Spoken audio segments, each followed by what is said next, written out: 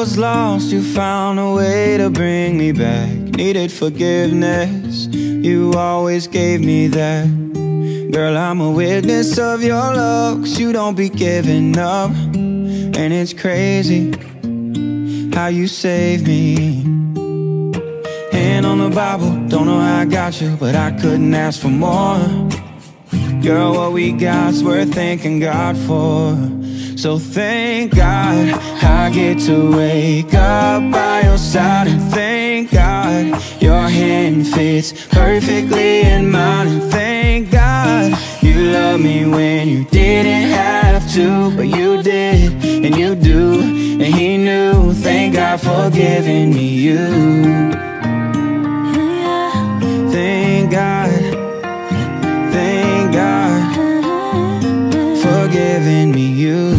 Never thought I'd find an angel undercover, made a change to everything, from my heart to my last name. Hey, held it down when he fell, that boy was heaven sent.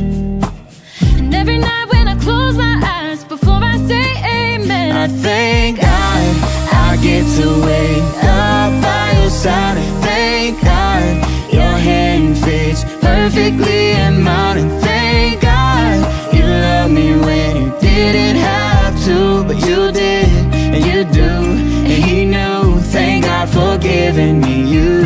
Thank God, yeah, yeah. Thank God.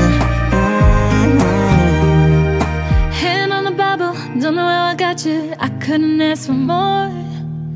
Girl, what we got's worth thanking God for.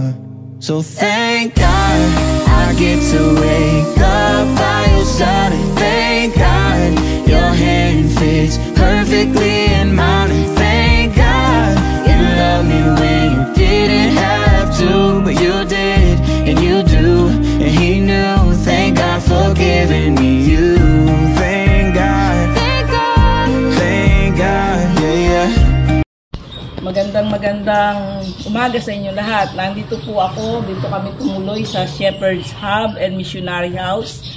Sa mga gustong magpahinga, magpasting, magprayer, ang tinatanggap po dito karamihan, dito po sa kwartong ito, exclusive for missionaries and fivefold ministers. Ito po mga kapitang pastor, no? Dito po tayo. Para makita nyo po yung loob. Narito. Ito po.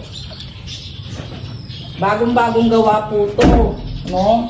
Sa pagtutulungan ng pagtutulungan ng ilang mga nasa body of Christ at siyempre po sa may-ari.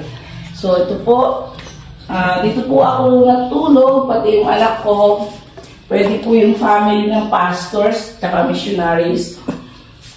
Love gift lang po mga kapatid, wala kayong makikitang gano'n. Kasi nung naglibot ako dito sa Laguna, ang bawat kwartong ganito, 2,500 na, 24 hours o 3,500. May sariling kwarto, may shower, at saka CR.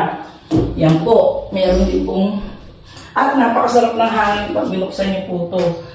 Hindi na po ako halos nag-aircon sa lakas ng hangin. No? At meron pa rin po, pagka-pamilya rin kayo. Actually, dalawang kwarto ito, pwedeng isara ito.